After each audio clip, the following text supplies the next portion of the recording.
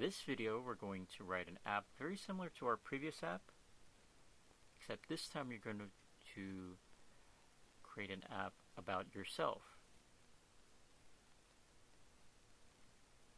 So the objectives for this lesson, for this video, is to understand the designer and its different sections,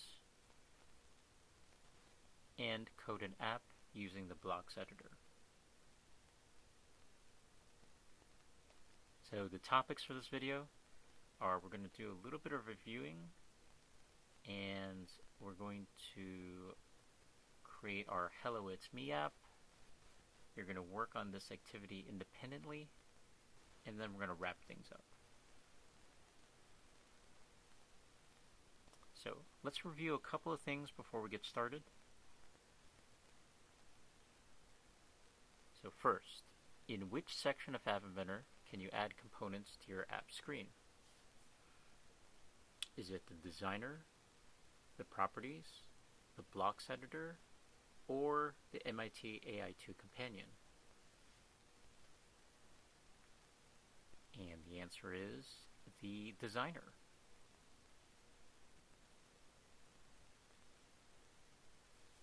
Next, a button is an example of, and your choices are property, component, picture, or block. And the answer is a component. Next, in which section of App Inventor can you test your app? Is it the designer, the viewer, the blocks editor, the MIT AI2 companion app? And the answer is the MIT AI2 companion app.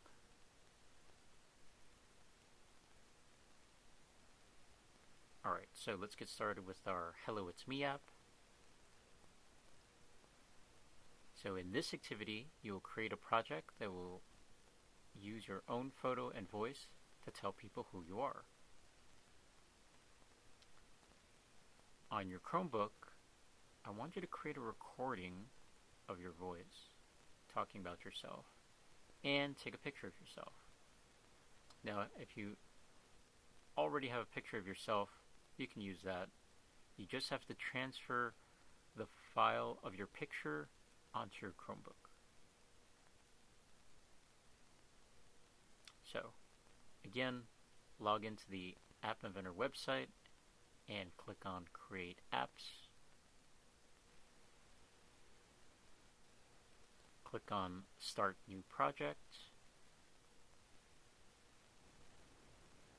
And this time, let's name our project Hello It's Me. Make sure you do not have any spaces in your project name.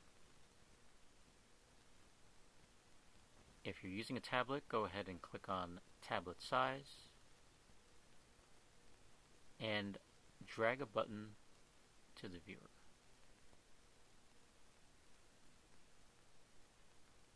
Next, drag a label to the viewer.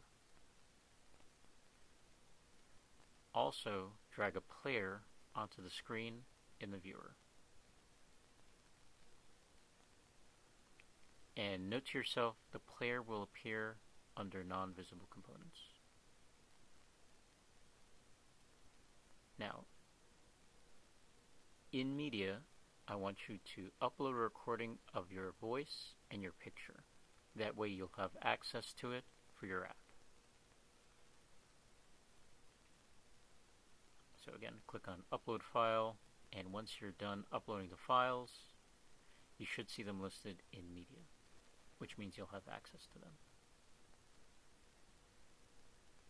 Now, for button 1, change the height to 300 pixels and the width to fill parents.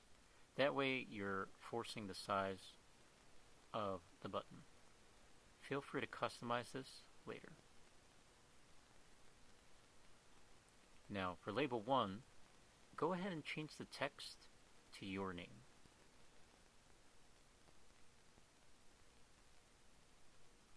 Now again, the blocks editor is where you program the behavior of your app. So scroll down to bottom one and drag the when button one dot click do block to the viewer. Then, under player 2, drag out the call player 1 dot start button, a block, to the viewer. Next, drag the call player 1 dot start block into the when button 1 dot click block, and you should hear them click together. Now again, connect your AI companion to your tablet phone. Click on Connect and AI Companion, and you'll get a QR code. Scan that QR code from your tablet. And just to note for yourself, if the app on the device is not updating, go ahead and reset the connection and connect again. So, now I want you to work on the app and customize it for yourself. So, some ideas that you can do are changing the label text to something else. You could have it say, "That's me." You could create multiple labels to describe yourself. For example, you could list your hobbies. You could change the background color of your app. I'll let you experiment and figure out where that is. And or you could add multiple pictures of yourself.